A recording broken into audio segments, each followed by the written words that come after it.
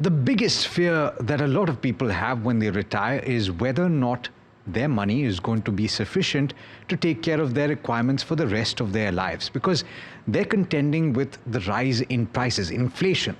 It's eating out of everybody's pocket.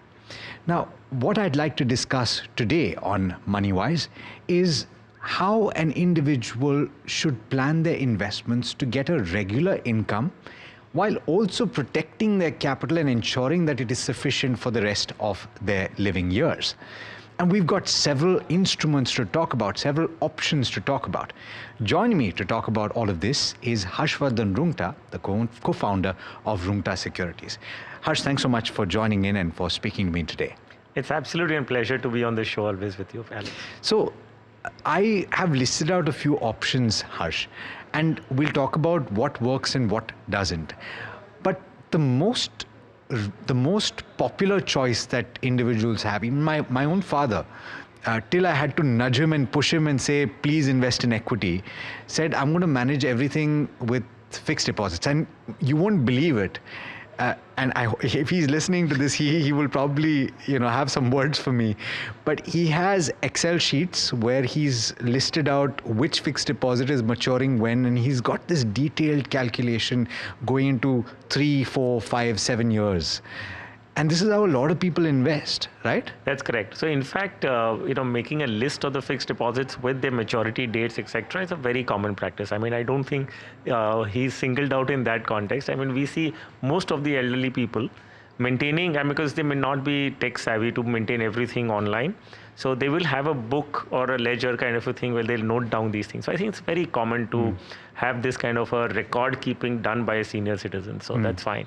So fixed deposits and interest from fixed deposits is one.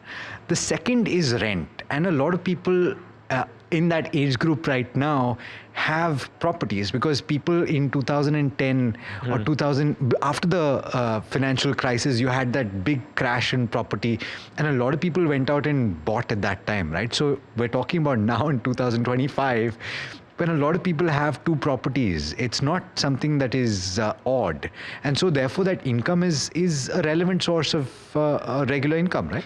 So, Alex, if you look at a post-retirement requirement, your basic requirement is that you need regular income to manage your expenses. Now, how do you get that regular income? Okay, so if you already have properties that you've built over a period of time during your working years, so one is that you have for primary occupation. The other is an investment. So if you've accumulated something over a period of time, so you have 1 extra property or 2 extra properties, and now you've retired. So if you are generating rent on that property, it's fine. Yeah. There's nothing to complain in that context, right? However, the problem arises that post-retirement, the corpus that you accumulate, the financial assets that you have, if you plan to convert that into a real estate, which shouldn't be done. So that is not going to be practically prudent. I'll tell you why.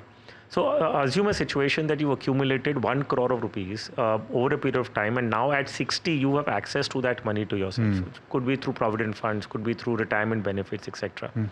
Now you say that I will go and buy a property worth 1 crore, on which if I get rent, I mean, it should be good enough. It won't work out, because a residential property yields, the rental yields for residential properties is about 2 to 3%. Yeah. So if you're putting a 1 crore property on rent, you're expecting about 2 to 3 lakhs. Yeah. Now, out of that 2 to 3 lakhs also, you have to take care of the property. There's repair, maintenance, there's going to be property taxes, there's going to be society maintenance charges. So essentially, what are you left with after paying those expenses is what your cash flow is going to be, which is going to be minuscule. Yeah. So situation 1, that you've accumulated properties over a period of time, which is fine. So now it's you've paid off all the loans, etc. Now it is without any loans. So now there is a property on which you're going to generate rent. That's fine.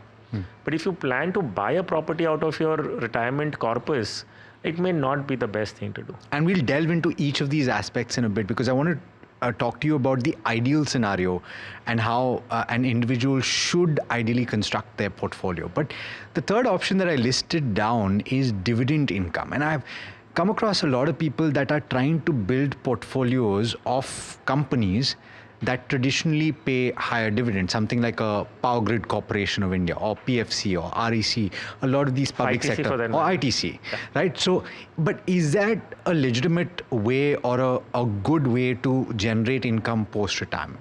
So yes and no, both. Again, the situation is that if you have sufficient quantity of those shares, okay, because again, the dividend yields are going to be in the range of 1 to 2% of the market value. I'm not talking about your cost of acquisition. Right. So at retirement, whatever is the market value, you can expect about 1 to 2% as a dividend yield. Now, assume that you've accumulated those shares in good quantities. Then of course the dividend that comes in is more or less, your cost of acquisition will be lower. The dividend that these companies announce is more or less predictable. I mean, I wouldn't say it is predictable entirely, but more or less in a range. Now the question arises, are you willing to bet on that predictability? That like ITC is going to give a dividend of 5% of their profits. So are you willing to bet upon all of that? So it's something that you need to be careful about. In particular year, if they don't announce that much dividend, then how are you going to survive? Sure. So while I would say that don't depend on dividend income, but if you built up a sizable corpus over a period of your working life, then dividend can supplement your other fixed sources of income that you may have. Okay. Now, an extension to this is income distribution come withdrawal, which is an option in mutual funds, which essentially, and here also there is no periodicity that is fixed, but on an ongoing basis, these schemes are supposed to distribute income as opposed to the growth option, which reinvests everything into the scheme itself. Is this an option? So, well, I would say that you should not depend on it. Okay. I mean, see, if I were to retire and I would say that, okay, I have certain investments in mutual funds, and if and when they announce dividends is going to be my cash flow, and I'm going to meet my monthly expenses out of that. So how confident are you going to be with that? Because it's not fixed. It's not fixed. The quantum is not fixed. The periodicity is not fixed. So how would I survive on a monthly basis depending on something that may not come to me? So I don't think it's a wise decision to depend on it. But however, of course, if you have invested, and dividends are not tax efficient because they're added into your slab rate. In your slab rate. But if you are within the 12 lakh category right now, now from next year, so it may be tax free. But I don't think that it's a very wise decision to depend for monthly expenses through dividend income. Okay, so IDCW is essentially out. REITs and InvITs, this is now to the point that you were making. Going out and buying a property fresh with the proceeds of whatever you've accumulated over your career is not a good idea. But if you want income from real estate, you can have fractional ownership and you can have a portion of your portfolio which allows you to invest in these REITs, which are publicly listed, or InvITs, which is infrastructure investment trusts, where you're supposed to get a regular income. And that's the purpose of these vehicles. Is this an option to consider? So again, this could be additional. It could complement the other sources of fixed income, but it cannot be the only source of income. Again, because see, with REITs, at least there is some visibility. Okay, that you will get some amount of money every month or every quarter, every 6 months, whatever. There's going to be some kind of money coming in. But would you want to depend? My question is, would you want to depend on that frequency or that variability for your monthly expenses? So post-retirement, do you want to take that kind of a stress on yourself to say that, okay, I'm going to get something from my REITs, the investments that I made in REITs. I don't know how much, I don't know when, and it could fluctuate, right? So do I want to get into that zone? But here the amount that you get and the yield is relatively higher, right? Yeah, so you could expect about 8%, 7 to 8% kind of a yield from your REITs. I mean, that's your expectation, though there is no guarantee, of course. Yeah. But the kind of returns that you can expect from REITs would be around in the range of 7 to 8%. Okay. So you're saying you shouldn't depend on this. This is something, again, that bolsters your income, but don't depend on it? Yes. So the underlying point I'm trying to make, imagine a person who's retired.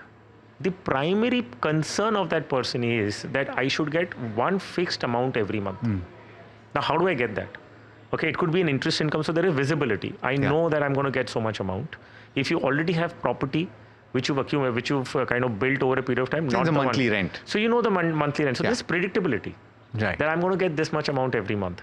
That secures that person, mentally to say that, okay, fine, I am going to get this particular amount every month. In addition to this, okay, my dividend income will also come in. That will bolster my cash flows. Sure. Okay, I could have some REITs which will pay me something. Okay, I can have that in addition to my basic primary source of income. So you will have to structure your investment in such a way. One portion has to be fixed, okay, and the other portion could be variable. Sure. Okay, so again, I have certain cases that we've been listening to or getting to know that people even preferred immediate annuities for this purpose. I was going to come to that next, right? Which is a lot of people do invest in annuity products, and also a lot of people that will eventually have NPS, the National Pension Scheme maturity, where they're forced to put money into these annuity products. Personally, I don't like these products because they are, in my opinion, restrictive. And I do want to ask you, Harsh, in the conversations that you have with people that come to you, your clients, do you advise them to go for annuity products? So now, if it's a very specific question to people whom we are talking to, no. And why is that? The answer is clear no, because of the restrictions that you will have. So imagine that you retire with a corpus of 2 crores. Yeah. Okay, and you say, okay, I'm going to park this money entirely into an immediate annuity plan. Right. So you take that 2 crores, you park it in an immediate annuity plan. It's a voluntary, right? Yeah. Unlike an NPS where there is a compulsion to put 40% into an immediate annuity. Right. Yeah, in this case, what you're doing is you're doing it voluntarily. So why would you undertake that? One, because you do not want liquidity on the principal that you accumulated. So that's the only primary purpose. You don't want to have it accessible because you don't want to have a dent in it. Correct. So suppose a person comes, he says, look, I've accumulated 2 crore rupees. Now I don't want access to this money. Okay, at any point in time, I may be influenced or threatened for that matter, or could be anything. I may be forced to remove money out of that corpus that I have built and give it to somebody of my family members, whatever. I don't want that situation to arise. So what I do is I park this money in an immediate annuity plan where even I don't have access to it anymore. I get a fixed income every month for the rest of my life, based on the annuity option that you take. Okay, so this takes the capital out of your hands. There is no flexibility. The returns that you generate on an immediate annuity plan will be in the range of about 6% or so. So it's not a very efficient product. As you rightly said, there are restrictions. So the people whom we speak to, I mean, we wouldn't encourage something like this. Now you broaden the horizon, because we're talking to people, I mean, there could be different demographics of people all across the country. So there could be a couple whose children may not be living with them, but they may be under constant threat from their children to say that I need money. Why don't you just break your FDs and give it to me? I'll return it back to you. Sure. There could be moral blackmailing, I mean, emotional blackmailing. I know there could be lots of things threatening to them. So conditionality is important. So they may feel under that pressure to always have that, because if such children see money with their parents and they will say like, why aren't you giving to us? We are already having so much of problems, etc. So they may break that FD and give it to the child. If a situation so arises, then they're left with no money for the retirement, for the take care of the retirement expenses, post-retirement expenses. So a couple like this would be better off parking their money straight into an annuity plan. So even they don't have access to it. So there's nobody who can force them to do anything. So there are different people, different circumstances. There are different options available. You have to be a little wise in understanding what works for you. So people who are speaking to us, like you said, you're not comfortable, you're financially savvy. Yes. Not everybody in this country is. So you need to be mindful of how do you give a solution to somebody based on their understanding, their specific conditions. So I think there are a lot of options, but you just be a little wise in deciding what works for you. The last one that I wanted to talk about is not something that we speak about very often. And after we discuss this, we'll talk about the ideal scenarios, right? But reverse mortgage, and this is where, for those people that are wondering what this is about, if you have a property, you can go to a bank, and a lot of the large banks do offer this as an option, but most people don't consider it. You effectively are giving the bank the property, and you're taking the value of the property, and you receive this over a period of time. Am I right about that? And then once your lifetime is over, the bank takes possession of the property, and you have no more liabilities. Okay, so let me explain this in it's called reverse mortgage, right? So we're talking about mortgage. Yeah. So what happens when you take a home loan? So you buy a property, and the property is hypothecated to you. Yeah, it's your property, which is as a mortgage to the bank. Yes. And you pay an EMI to the bank. Correct. Okay, and at the end of the loan tenure, the property becomes yours. Yes. This is reverse mortgage. This is the bank paying you an EMI. Correct. What do you say that I have a property which I'm living in right now? Okay, I don't have any other source of income. I cannot sell this property and go somewhere else. So I continue to live in that house.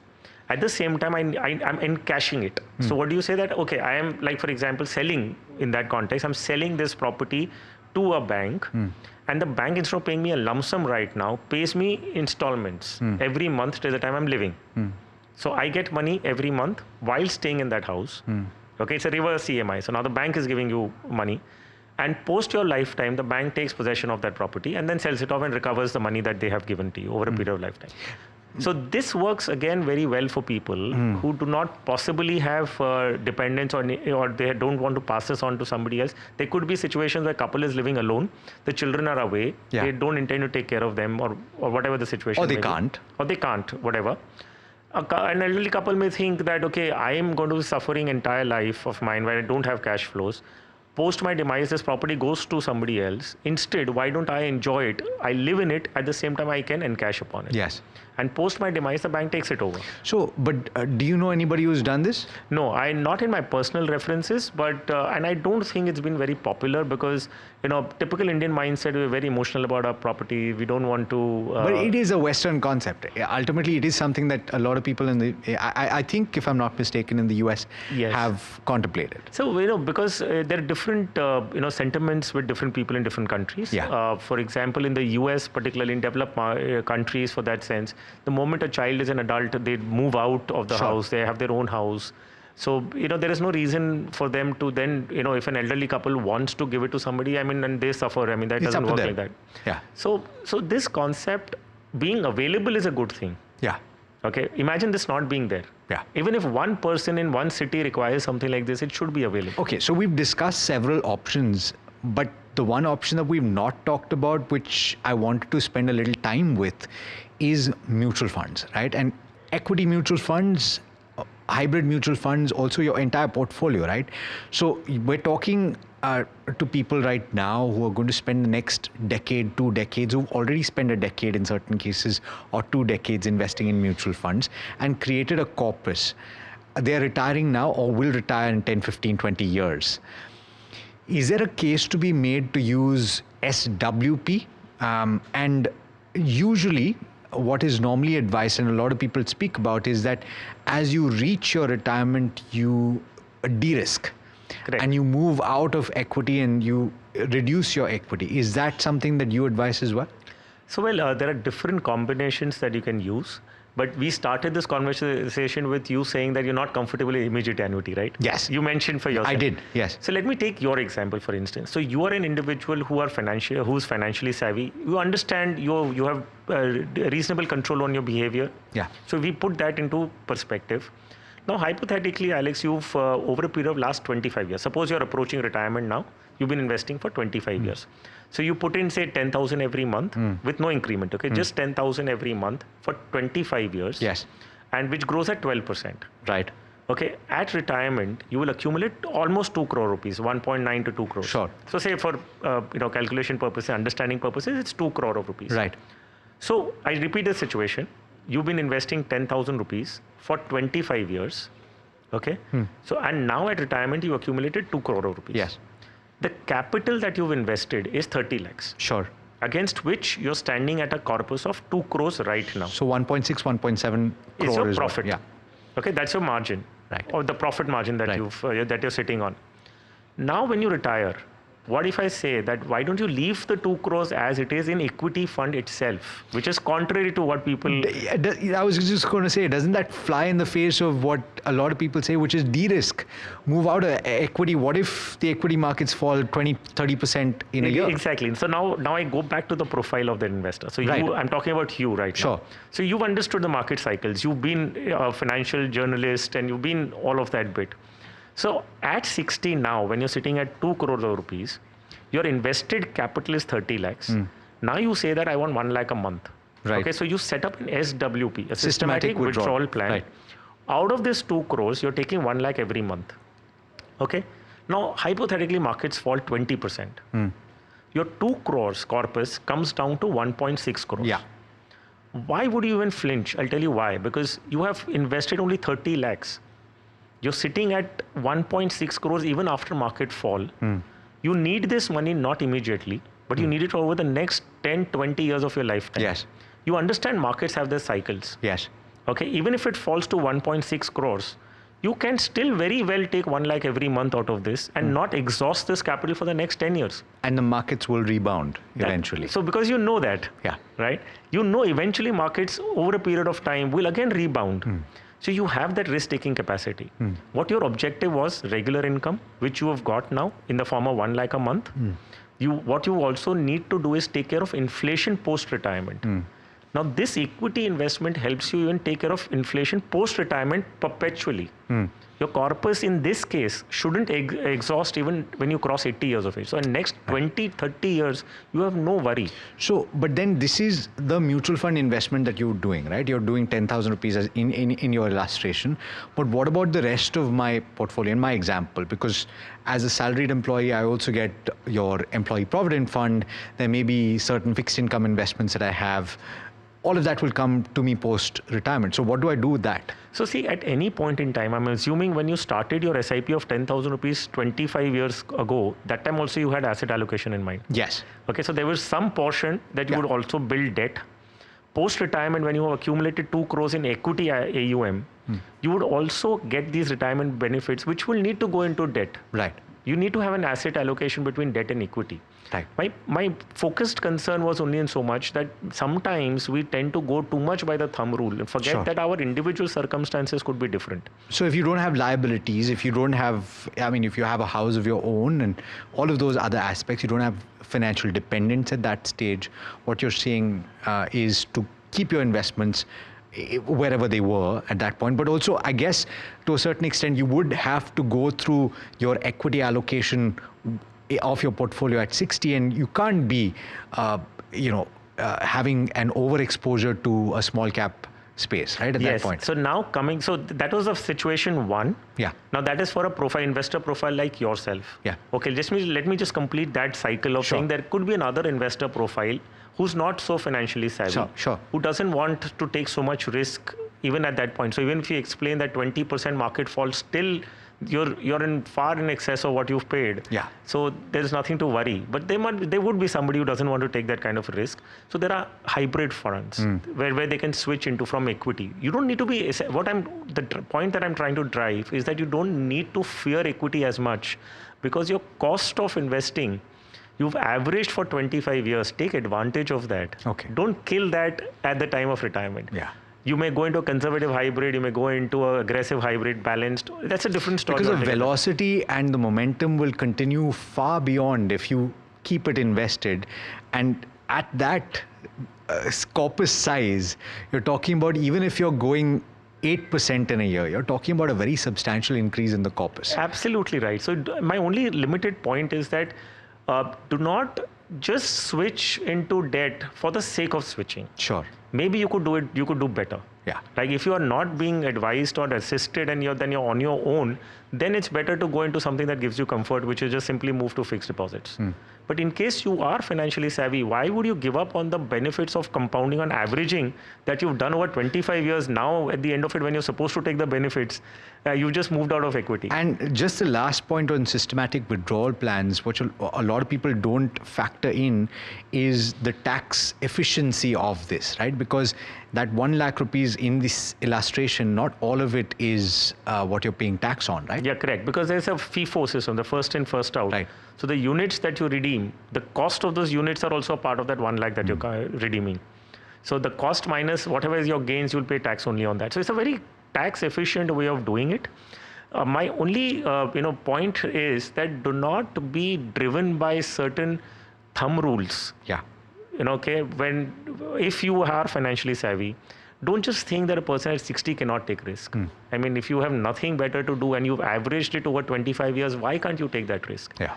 Provided, of course, you understand what you're doing, you understand the market cycles, you believe in the Indian economy, you believe that the economic cycles will be there, eventually India will grow. If all those things are in place, why would you want to get out of it? On that note, thank you so much, Harsh, for joining in and for this lovely conversation. My pleasure, Alex. Thank you so much. That brings us to the end of this edition of MoneyWise. It's been an absolute pleasure bringing it to you. Do stay tuned for a lot more on NDTV Profit.